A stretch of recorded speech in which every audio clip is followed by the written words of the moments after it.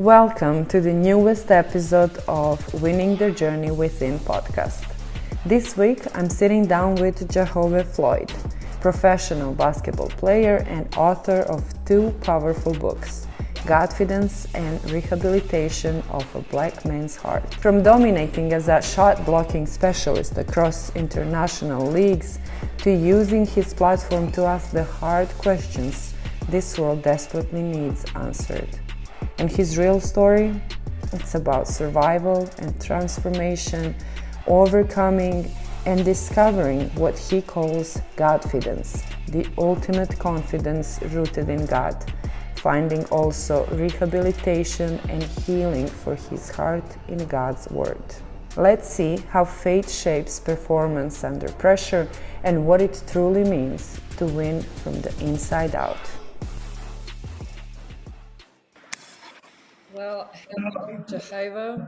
Welcome to my podcast. Welcome to Winning the Journey Within. Thank you for taking time to talk to me and to film this episode. Yeah, thanks for having me. I love the message your platform presents, and happy to be here. So thank you. I always start all episodes by asking one question, and that's who are you without basketball? A lot of people, everybody probably knows who you are in basketball, and I'm going to make sure that they know, but just tell me, who are you outside of the court? Who am I outside of the court? I feel like I'm God-fearing, so I identify myself through Christ. Honestly, I find myself like a regular guy. Basketball, I was able to pick up later into my teens. So before that, I liked to dance. I like to play the drums. I like school. I love being able to gain knowledge and be able to process it, and just figuring out solutions to different situations. I think if you ask my friends or family, I'm like the therapist of the group. So I like to be that guy who's filtrating through situations and find a solution. So yeah. And you do exactly what the message that I'm trying to send is like not really tying our identity to sport. Mm-hmm. We are on the court and just identifying as a professional basketball player. And then when you think about what else can I do? Mm-hmm. You are doing so many other things, and you have found yourself in many fields, and I love that for you. And can you tell me which one of those other fields is something that you are, let's say, the most proud of? I think I'm most proud of being an author. I think I've always loved writing since I've been young. It's always been an outlet for me in different forms, good and bad. We can talk about that later. But always love writing. Always love sharing my thoughts. It's like my safe place. So I think being able to accomplish, publishing two different books was a big accomplishment for me. And I'm most proud of my second book because honestly, after the first one, I didn't want to write another one because it was just, felt like I was vulnerable to the world, and I was more obedient writing the second one. And I think the feedback, the impact it has done so far has, what I'm saying, made this year, pretty good. So just continuing doing that and just honestly just using my voice to help others. So, yeah. Both books are so powerful, and we'll talk about them later, like you said. But that's definitely something you should be proud of. But let's go to basketball. Tell me, how did basketball come about? When and how? And was this something you picked up randomly, or were you introduced to it in some type of way? No, yeah, where I'm from, everybody plays basketball growing up. You know what I'm saying? So you want to be, some type of competitive, in gym class or in the summertime when we're playing in our summer league. So I've always been around basketball.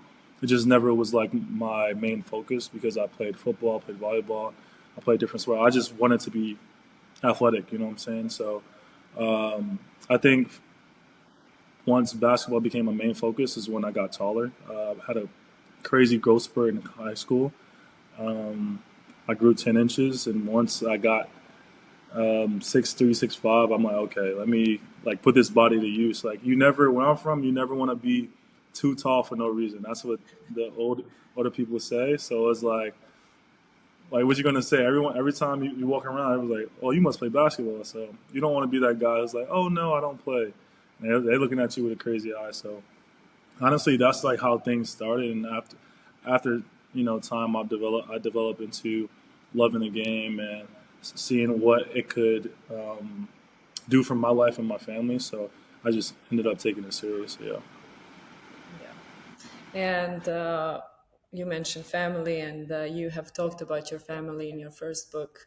Like you said, you were very vulnerable in it, and described a lot of things that were going on.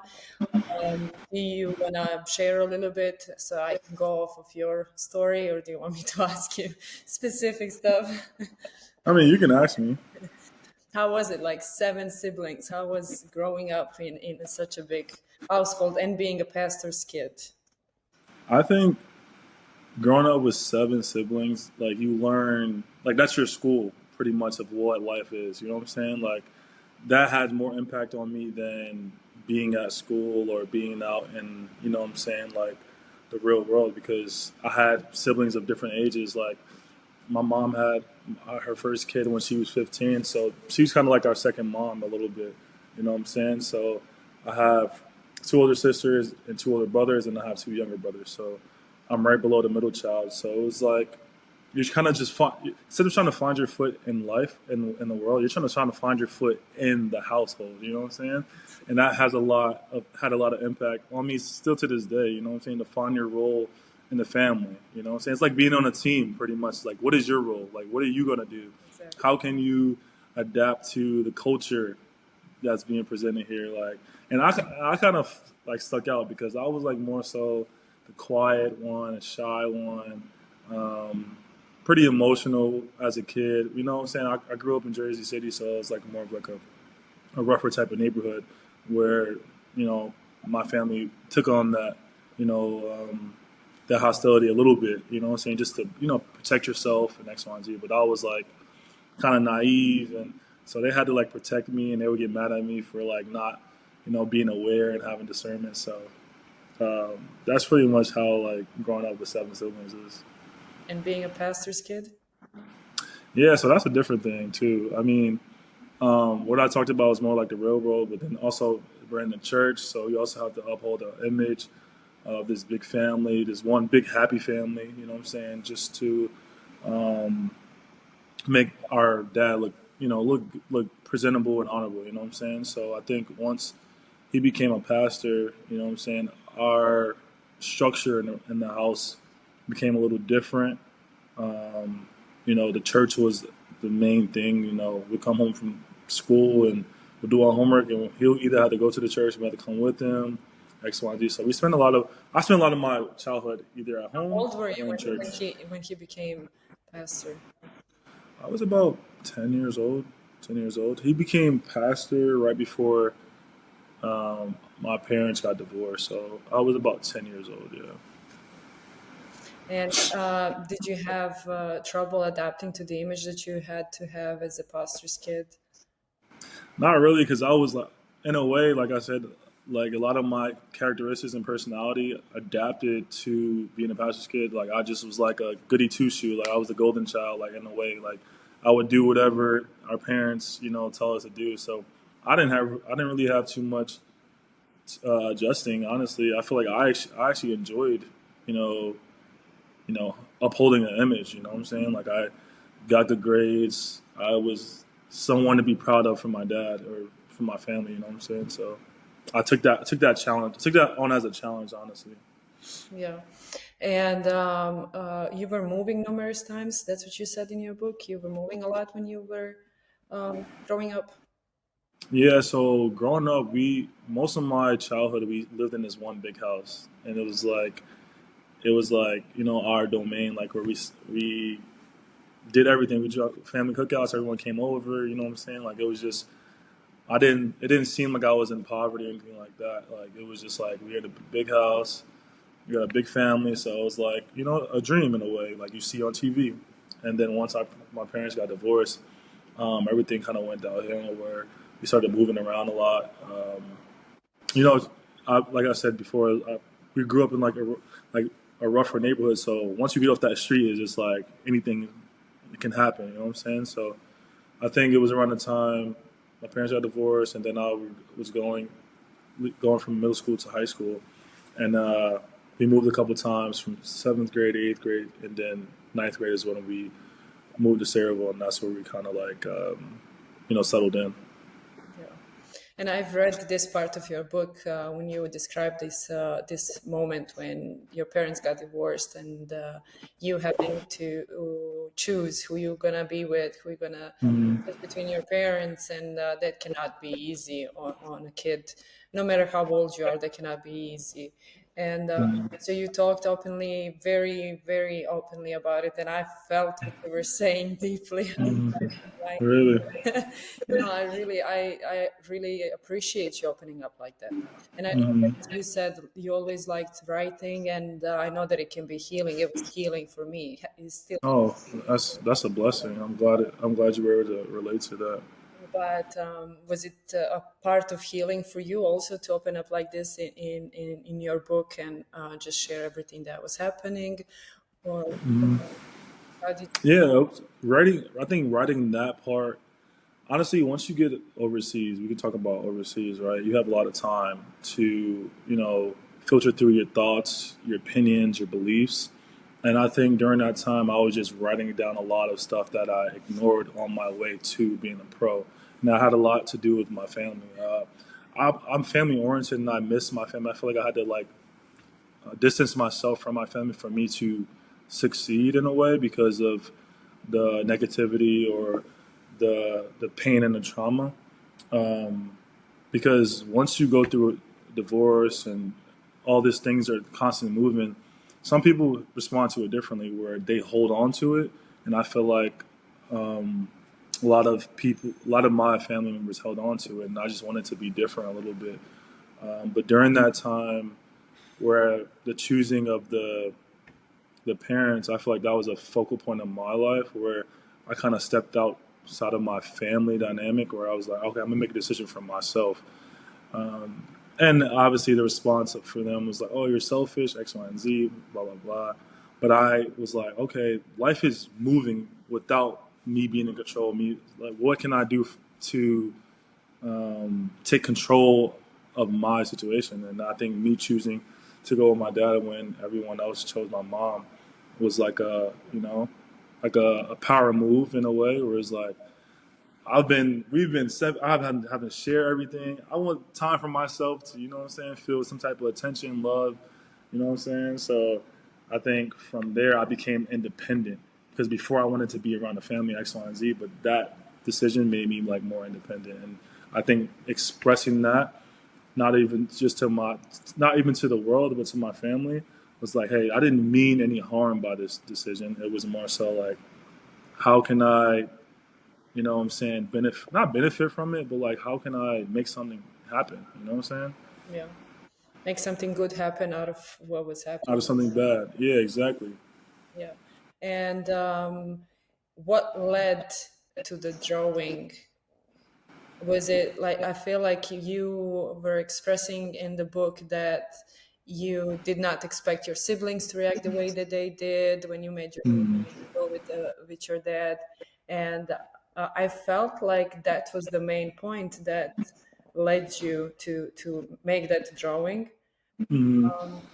Correct me if I'm wrong, and introduce me to that drawing and what was going on in your head as a boy back then. No, for sure. I think in the book I talk about the scene of it was around Christmas where my dad had asked us, who's coming with him for Christmas, to my nana's house, which was in Georgia. So from Jersey to Georgia, that's a flight or a drive, a long drive. I was the only one who would say, hey, I'll come, you know what I'm saying? And that kind of was like the beginning of me stepping out of the family dynamic. It was like, I'm going to make an opinion. And obviously, from my opinion, that night, I got the brunt of it from from my siblings, and that was when I felt ganged up on X, Y, and Z, and that's when I kind of realized, looking back, how much family does mean to me. You know what I'm saying? Like, to feel isolated, to feel like an outsider. Um, I realized I felt like there was no point of living. You know what I'm saying? Whereas, like, if my family don't want me, what's the point of to be? What's the point of being alive? And I think that's when I went upstairs. I was crying, snot coming out my nose. It's like, what I'm saying, just being very emotional. And I just grabbed my notebook, and I just started to, write down, express what I was feeling inside. And um, yeah, and I think that's when, you know, my first time having some type of like depression, suicidation, and stuff like that. So yeah. Yeah. And luckily enough, somebody found the drawing, and and you were saved. um, Saved? I don't know about saved. I also like the fact that your dad took control of that situation in the way that he did. Yeah, I think, yeah, like I said in the book, that was the first time my dad showed that tender side of him. He was always like the disciplinarian and the X, Y, and Z, and I think I was more so expecting that side, the disciplinarian side, and he surprised me with the tender side that day, and what I'm saying, I couldn't understand him, and he kind of became my hero. Oh, so yeah, became my hero. So I was saved in in a sense. Like, he became my hero, um, and yeah. Yeah. And growing up, so you've had this dynamic of a family. The family is now taken away. You are feeling it very emotionally and all of that. And the way that God came into your life, was it back then? Was that the moment when you understood that there is a father above the father, and or did it take you some time to go to him? No, it took me a long time. I think that moment is when I started idolizing my dad. Like, I always had a relationship with God, or knew that I was destined to be one of his disciples, or however you say, like, just being a worksman of Christ. You know what I'm saying? This is from my name. It was instilled in me. Jehyve means Jehovah Jireh, which in the Bible it means the Lord will provide. So I always had that connection with God.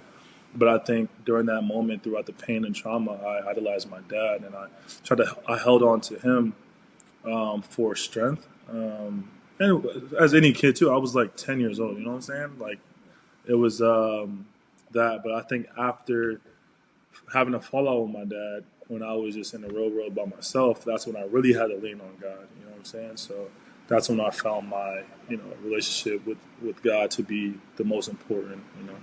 Yeah. And let's go back to your basketball beginnings, like high school and college, and how you felt during this period of time. Like, how did you find yourself as an athlete on the campus and everything that followed?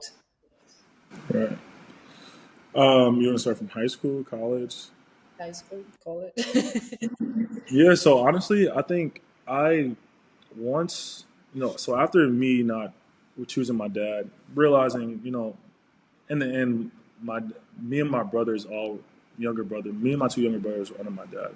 So what I imagined to happen as a single kid, I mean, it's like a single child, didn't happen, right?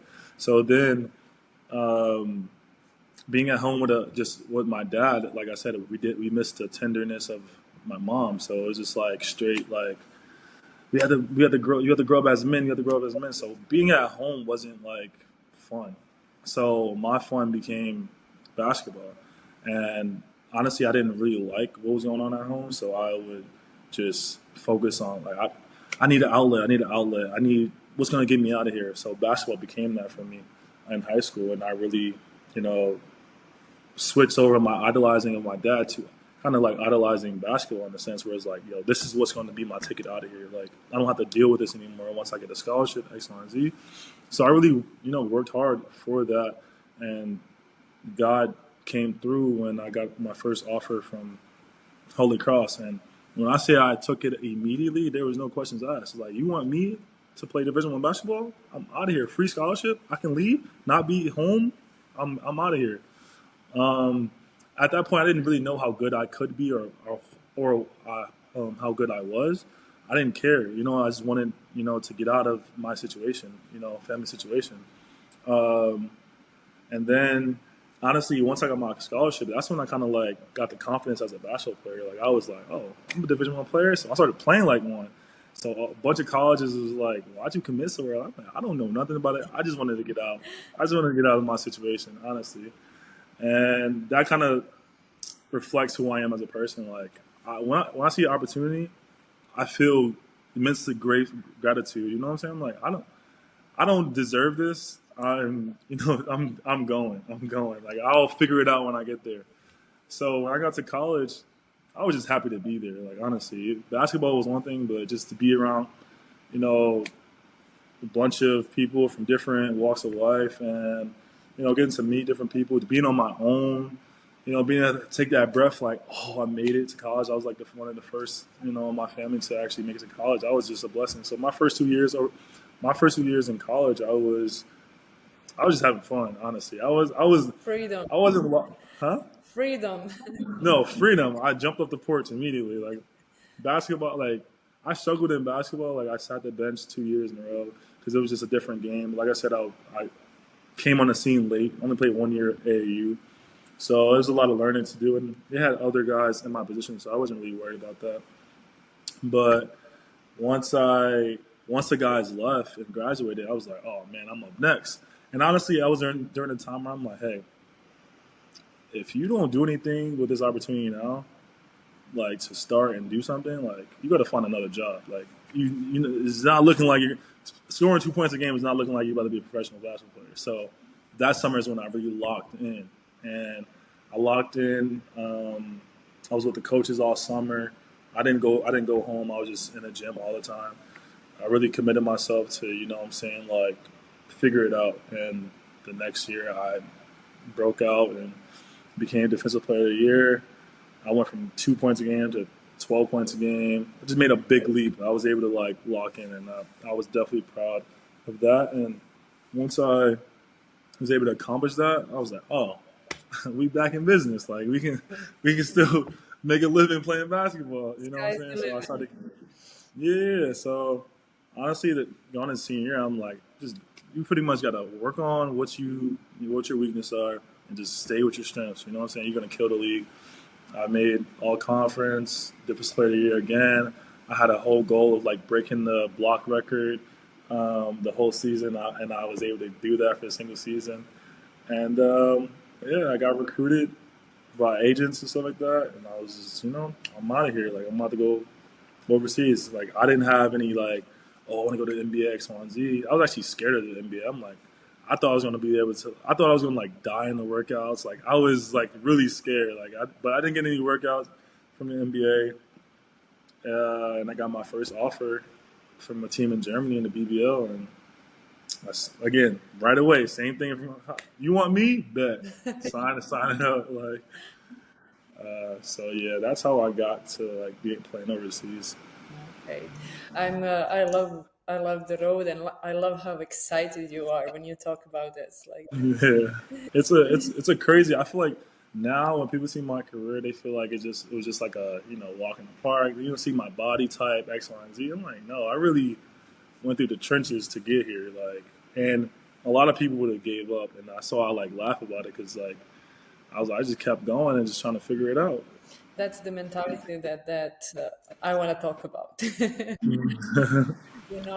It's awesome. It's amazing that you've had. Did you have like a mentor or somebody who like talked to you about it and was like, okay, you can do this. You can get out of the way that you are supposed to, let's say, live your life. You can work out, push through, make yourself a living afterwards. Or was it just in you? Was it something that you really, really went for? Yeah, I think it was a bunch of people. I'm like, so naturally, I'm just a sponge. You know what I'm saying? I seek guidance, I seek knowledge, and I really listened to whoever was investing in me. I had a lot of people invest in me, and they saw the potential, and I listened to them. Honestly, my natural, I tell you in the book, where my natural, reflex is to doubt myself. You know what I'm saying? It was like, this isn't, because I just wasn't exposed to being around the best players. I wasn't ranked. I wasn't, I didn't have any stars. You know what I'm saying? Like, so when I hear about these guys and everyone's ha ha he he like about these, bigger guys, I'm like, I mean, they ain't talking about me. So, what I'm saying? I was always overlooked and as an underdog. So I think listening to other people's like, I see something in you.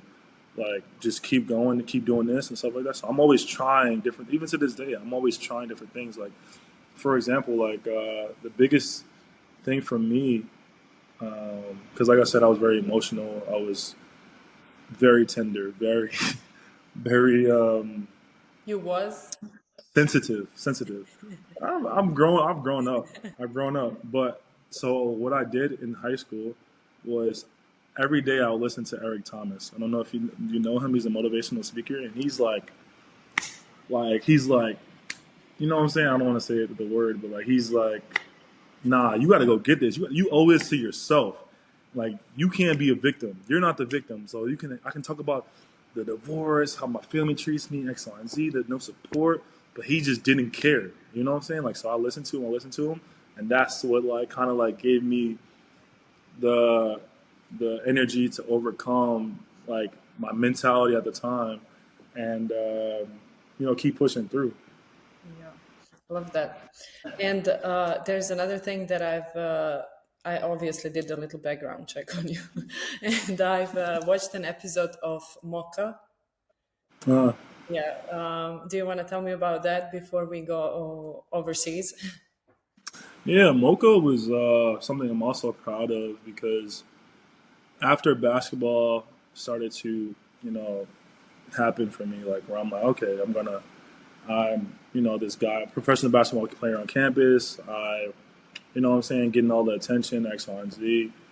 I'm like, who I am as a person, I know for sure I want to leave something more than, just breaking records and being known as a basketball player, just who I am as a person. At the time, I was able to, you know, be more involved on campus, just based on the climate, racial climate. Obviously during that time, Trump became president, so it was like a big divide on campus.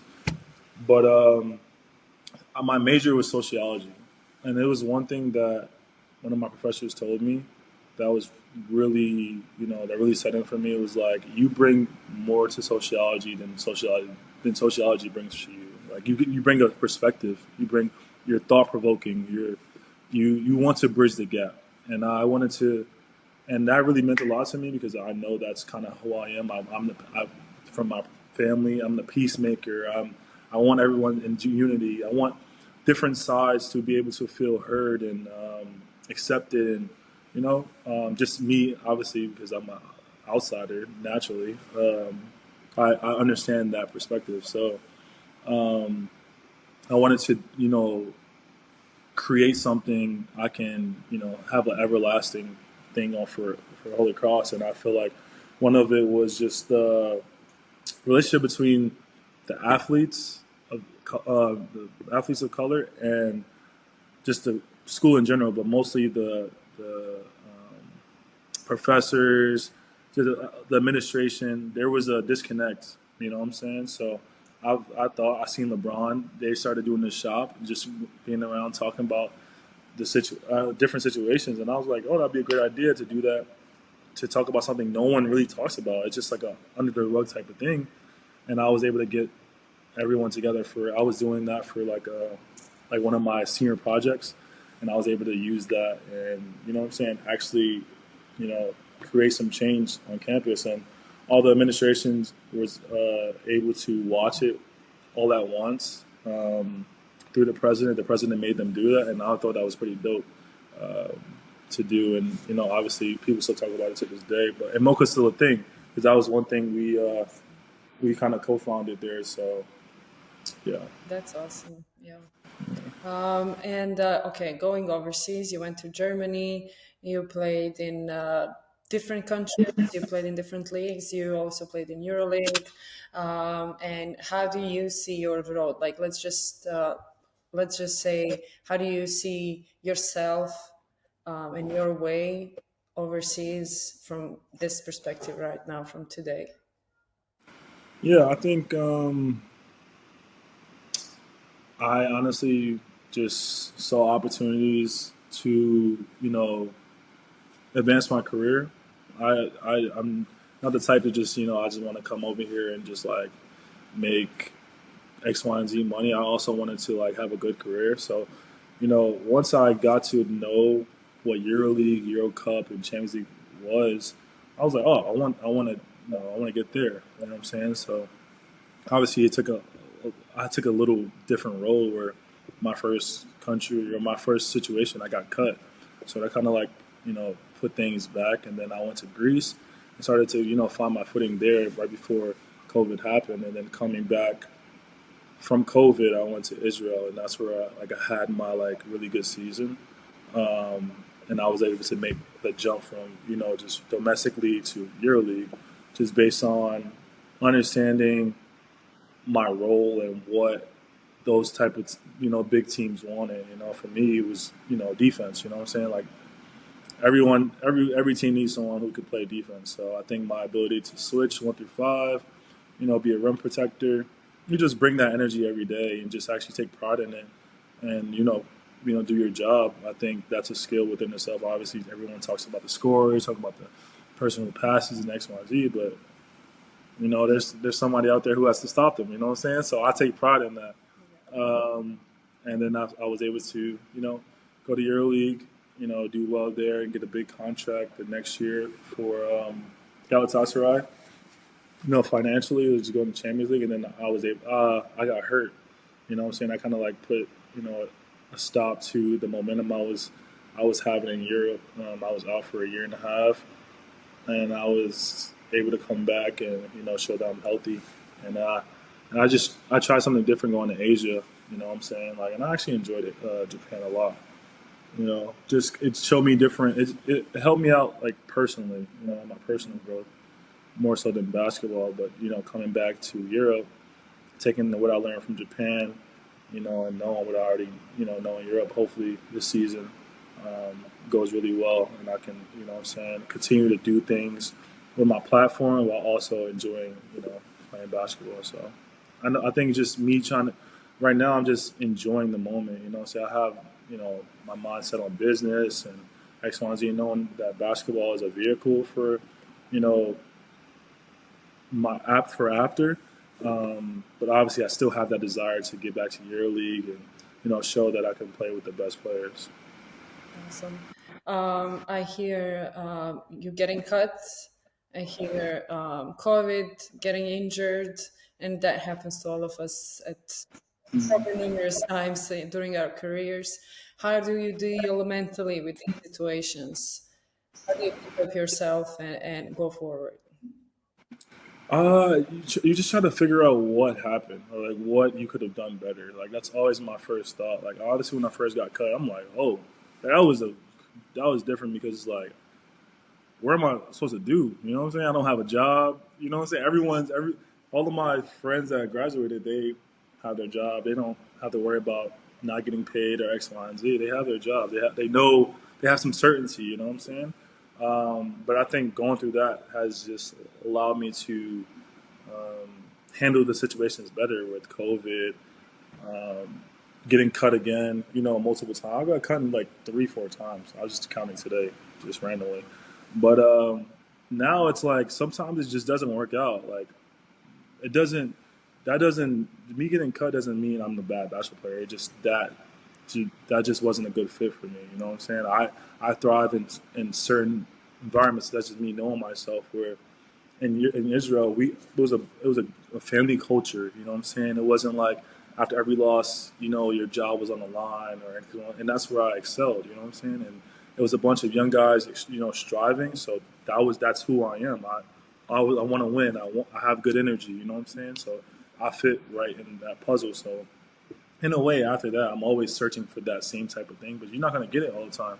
So honestly, it's just You know what I'm saying? Trying to see what the bigger picture is. And honestly, God, you know what I'm saying? That's what they say, like, rejection is God's protection. So it's like you don't really get too down on yourself. You just learn from it. Like, so for example, I'll tell you a quick story. I got cut with my first team in Japan, and it was for basketball reasons because I didn't fit, or I was still adjusting to the new game. But it was just because of my attitude. I was bringing European attitude to Japan, and we weren't meshing. You know what I'm saying? And I realized like my ego was hardened because of how things are work in Europe, where you lose a game, you don't perform, like they're ready to get you out of there. You know what I'm saying? But in Japan, they're like still like, hey, everyone, good job. You know what I'm saying? They go just keep the energy. So now I learned from that. I went to the next team in Japan and just was able to learn my lesson and actually what I'm saying, build a better reputation the second time around. And now in Europe, I'm prepared for that. Like if we lose X, Y, Z, it's still come to the next day with a smile on my face because that's not my worth isn't in wins and losses. You know what I'm saying? I know at the end of the day, as long as my heart is good, you know what I'm saying, my heart posture is good. Like I'm something like I know I'm a good basketball player. Like maybe my shots didn't fall, I didn't make my foul shots, I didn't stop the other player, but I got another chance to do it the next day, and whether it's here or somewhere else. You know what I'm saying? So I feel like that's a very something very big that you bring from your family because at the beginning of our conversation you were saying like it was seven of you and you needed to adapt to all of them. You need to adapt to each other, and now like you have to adapt to the cultures that you go to, like even country wise and team wise, and everything that you bring it has to fit the system. And I think that's something that you definitely bring from your family. And yeah. you said where you felt the best was Israel because it was family environment. Yeah, yeah, yeah. No, I think, like I said, I always seek that belonging. I always seek being a part of something, knowing my role and excelling in that. Starting in my role. Yeah, it is like you said. That's actually a great perspective. Like, yeah, it's his family. I always go into a situation where it's like, all right, what's my role? How can I? And like now, it's like even for this year, like I'm the guy. Everyone's more laid back. X, Y, Z. I can be laid back, but in the team environment, I'm like, nah. Like we gotta be. You know what I'm saying? Like we gotta create some energy. Where's the music at? Where's the you gotta create the atmosphere. You know what I'm saying? Like, and that's my role. So, Yeah, you see that's missing, so you want to be that guy who does. yeah, like I'm bridging the gap. I take up that empty space. Nice, awesome. Well, they're lucky to have you. I hope we gonna see. Let's talk about self worth. Like, where do you, what do you tie your self worth to? I tie my self worth to. That's an interesting question. Um,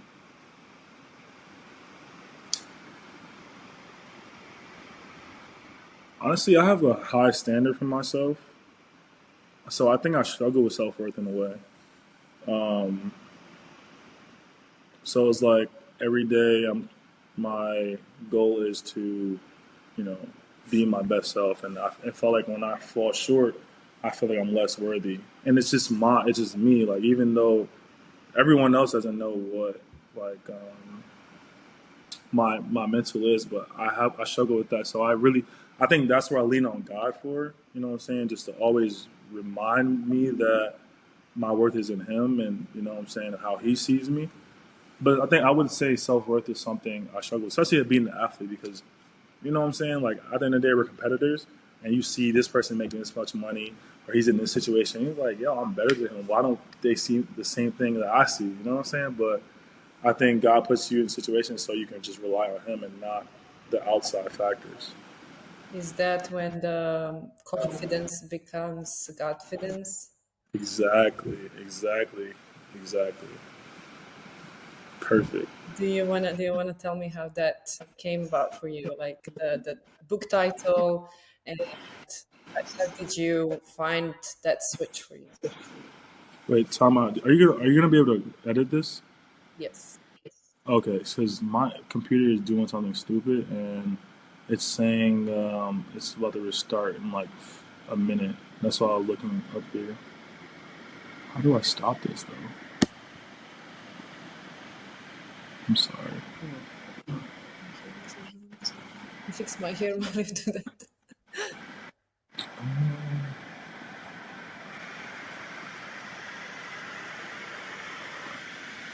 Where'd you go? Probably because you were updating it, no?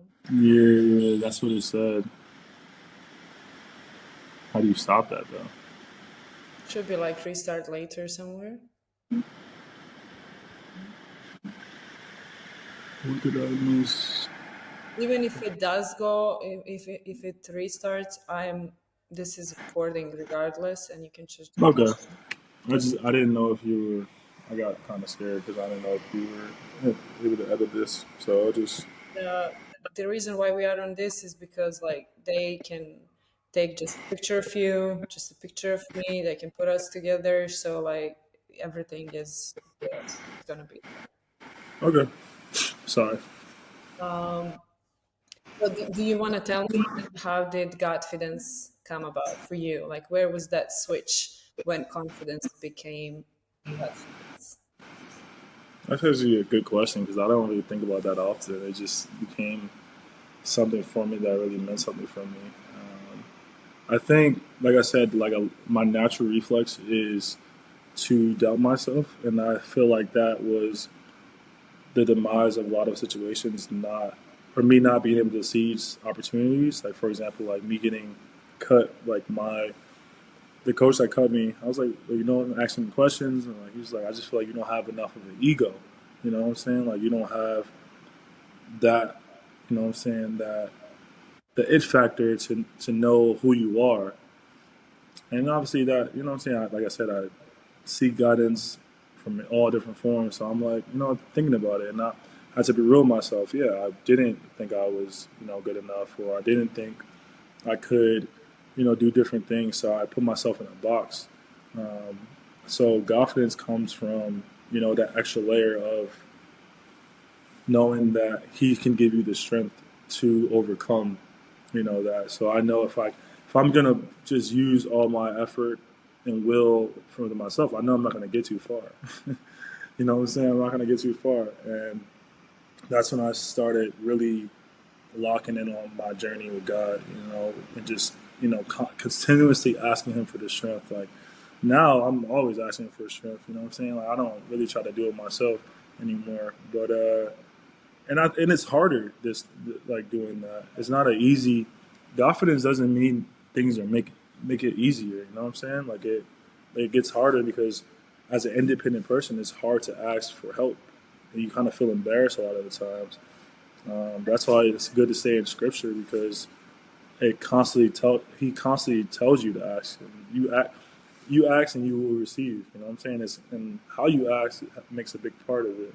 Sorry, I just went on a tangent, but yeah, like But it's also, I feel like I love God. I read, I study the Bible, I study His Word, and when you are somebody who others are used to rely on, your family for because you're making this amount of money and you are able to help them and you want to be that person for them, and it's really, I find that it's hard for me to like just go and be like, okay, I need this.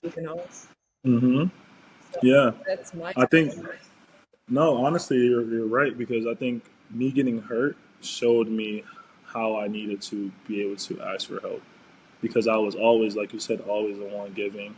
I never really had to ask because my life was set in a way where I was secure. But now I can't even walk. I need somebody to, make me food, and it was interesting to have my mom take care of me again. You know what I'm saying? Like, and my brothers and sisters, watch me not be able to move around. You know what I'm saying? So it really humbled me, and it showed me a different perspective where we are human. We aren't invincible based on our jobs and the resources that it provides. that they probably also needed to see you in this light. Yeah, because honestly, like you probably know like how civilians look at athletes. It's like, oh, like why would you ever complain? Your life is so easy. Like it's easy for you to say this because you have Like you get to play a sport and get to travel X, Y, and Z. So I think what they were able to see during that time, how I like just still was able to be locked in, not because of money situation, but just how my mentality is. It was like, okay, what am I going to do with this time? So during that time, I worked on my networking, found a job. I went to coach, and during that time, I got into real estate where I'm not using basketball money to buy a property. I'm using, what I'm saying, I'm using credit lines. You know what I'm saying? I'm you know, you know, basking in different knowledge that I didn't have. Like I'm figuring it out. You know what I'm saying? So for them to see me to do that, where it's like, hey, this isn't. I'm not where I am because of just basketball. This is the Godfidence talking. Like I'm him. I'm him no matter where you put me in the world. You know what I'm saying? And that's who I am. That's to answer your question. I feel like that's who I am. I'm gonna figure it out. I'm gonna find a way to go from 0 to 100 in some way. Don't matter how long it takes. But yeah, I think it was good for them to see that. Yeah. And also another thing that you've mentioned, and I also feel struggling with, is like God tells you to be humble and stay humble, but have confidence in Him. Right. I really struggle with that. Like sometimes I do the same. I'd be super humble and I'll be in my teams and they'll be like, we need you to speak up. You need, and I'm to, be who he wants me to be. And I'm struggling to find the middle. Right. Yeah, because you don't want to come off too brash, too rude, or anything like that. Because you want to be Christ-like, but Christ was bold too. Like we all, and I think we always have to remind ourselves of that. Like, yeah, he's the God of love, X, Y, and Z, but he has is God of war too. So it's when it's time to speak up and hold people accountable, you got to do that. And obviously, it takes time. So I struggle with that as well. And now I've learned how to talk in a way where I know I'm humble, but also I can have to make that mark, make that impact. So I get it. I'm still trying to get there. I'm gonna read something that you wrote in your first book, and you're gonna tell me a little bit about that. Okay. You said when one of the three attributes go astray, social status, abilities, or faith, confidence in God is often damaged. Mm, Social status, abilities, or faith. yeah. It's crazy that that still reigns true today because, like I said, after getting hurt, my abilities to, just walk, Yeah. that was so, like, so humbling in a way because, like, we play sports, like, me walk, I have to think about how to walk now. And I'm not gonna lie, I went through a depression phase where I tried to beat the circumstance by myself, which led me to having two more surgeries. So it's like the confidence was damaged because I took for myself. Where I'm like, yo, God, if you ain't gonna do it, somebody got to do it. You know what I'm saying? But he was trying to get me to understand that I'm not invincible. That I went ahead of him in so many areas of my life. You know what I'm saying? And he needed to reel me back in because at that point I was like EuroLeague. I played at Summer League. I got the money, so I'm getting all this attention, X, Y, and Z, and I forgot about who got me there in the first place.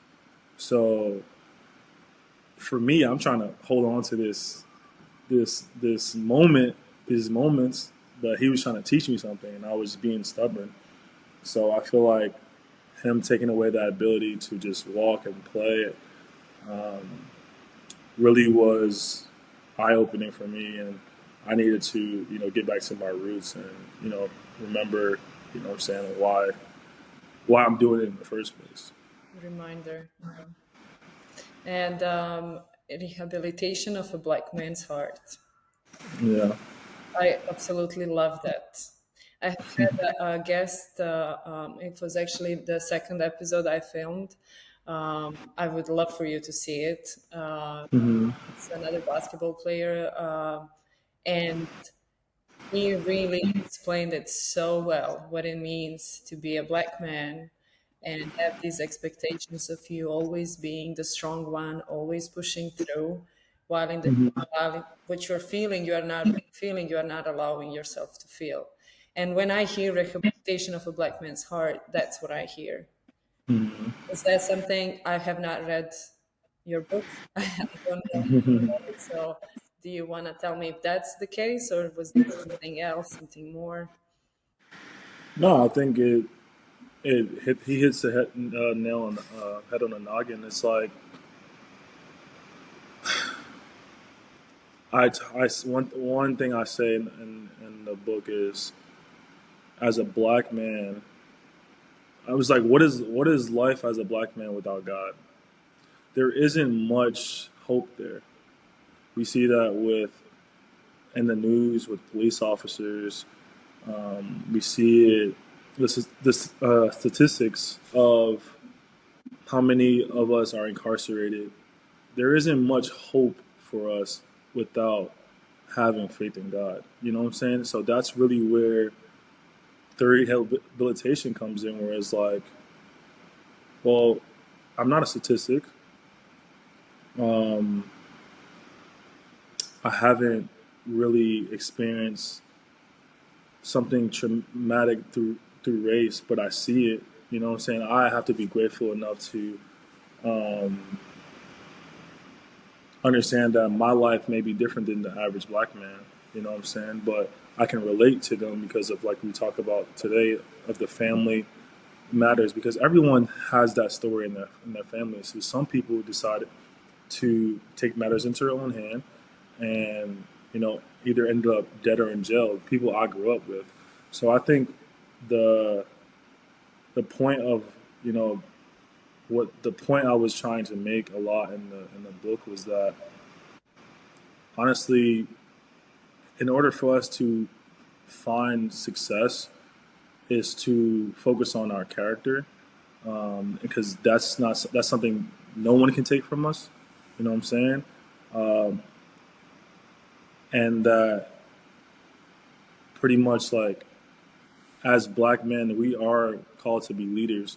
So it's like we can either continue the trend of the negativity, the negative bias people have towards black men, or we can change the narrative.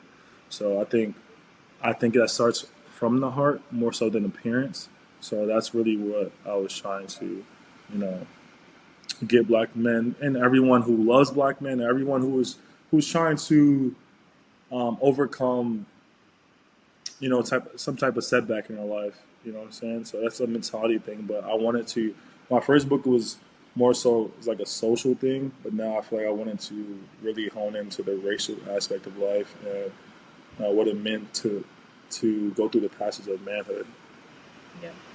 And I wrote down a few things while I was watching some stuff that you've made, produced, that you were a guest in few podcasts, and this goes perfectly with what you just said, because I wrote something you said in one of the podcasts that you made. It was, I don't want to be perfect. I want to be human. Mm, yeah. That's something you struggled with, trying to be perfect, trying to be, because you do say that you just want to be that person for everybody. You check the surroundings, Hmm. see what is missing, and you want to be Yeah. that guy. No, yeah. I've struggled with perfectionism, people pleasing. These are things I've learned in therapy. um, I've struggled with that. It comes from being a pastor's kid. It comes from having a big family. It comes from that. Those are just the coping mechanisms I've got accustomed to doing. So yes, it's more so to myself. Like, how can I maximize this human experience without having this hovering over my head, this perfectionism hovering over my head? Because I'll never be content. I'll never be happy. I'll never be fulfilled if I continue to push the the standards, and I told you that's why I struggle with self-worth, because the standard I have is perfection. You know what I'm saying? Like, I put too much value in my mistakes. I put too much value in um, my mess ups. Like, you know what I'm saying? And I don't know if I talk to a lot of people. I don't know if everyone has the same, experience within, but I know there's some people out there that really, deal with frustration and anger based on, coming short to the standard that either they put on themselves or other people put on themselves. It's usually the other way, where a lot of people are putting expectations on that person. And you know what I'm saying?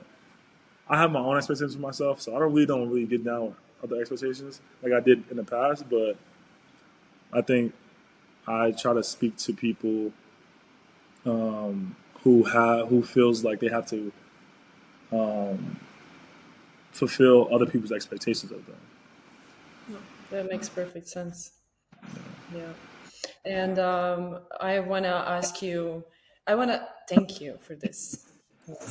It's not a regular conversation that I have, and I love the fact that you pay so much attention to mental health, and this is what I'm trying to do. What I'm trying to show, but also I love the fact that you include and implement God and His Word into your healing, into every message that you share.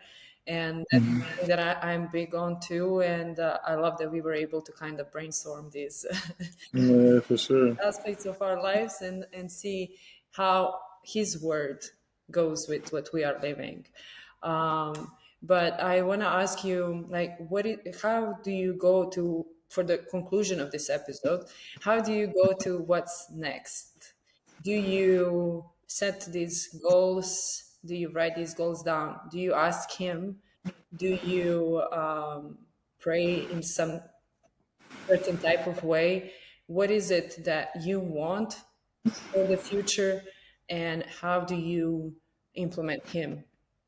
What's Yeah, I think this is the first season I'm not scared of the expectation to start the season, because, like I said before, Japan really like helped me in my personal life, and a lot helped me in my faith, where it kind of transformed my thinking of, instead of writing down my goals of the numbers I want, you know what I'm saying? I want 13 points, 10 rebounds, 2 blocks. Like, that's what I usually do. Like, I'll write it down, and just seeing how a lot of times it's out of your hands, even whether you're gonna get that or not. But obviously, you can, you know what I'm saying? You can work, you can do it the best you can. But the frustration that I dealt with trying to, you know what I'm saying, gets to these numbers? get these numbers, I didn't enjoy the game. So at the end of the year last year,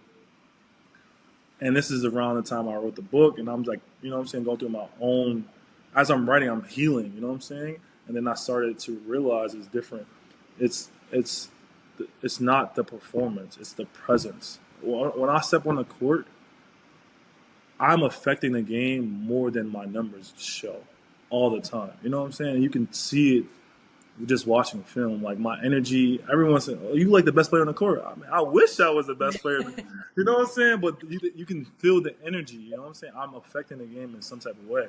So now, I'm not and I haven't written down the goals yet this year, but this is the first time I'm not scared, because I'm not gonna write down goals, because now I realize, to be an athlete of Christ, you have to honor God by playing, by your effort, by bringing your best. It doesn't have to be the best, because now I'm in a space where I'm trying to learn how to, really put Him in the center, and even with basketball, because I always, fought that too. God in basketball, like, you know what I'm saying? Who's going to be ahead of things? And I realized, getting hurt, that can be taken away really quickly. So who I am as a person, I know that I'm more than basketball. I have been able to use the bad of my injury to create a whole business. Now I have 3 properties that, produce income You know what I'm saying? And I have people in place to work for me, so I don't have to worry about that. So now, what's next for me is continuing and just expanding what I've already built. You know what I'm saying? So it's like I don't have personal goals in a sense, like specific personal goals, but it is what is God put on my heart to continue to do. Because I realize there's purpose. That's where the purpose is. That's where the juice comes from. That's where the energy comes from when I'm able to just fill those spaces when it's empty. That's where it's coming from. It's not coming from me because a lot of times I don't be feeling like I don't have be in the mood to do things, but it's just I know I'm being obedient in this because what it Colossians 3:28 is like you have to work in everything you do and every work you do it for Him.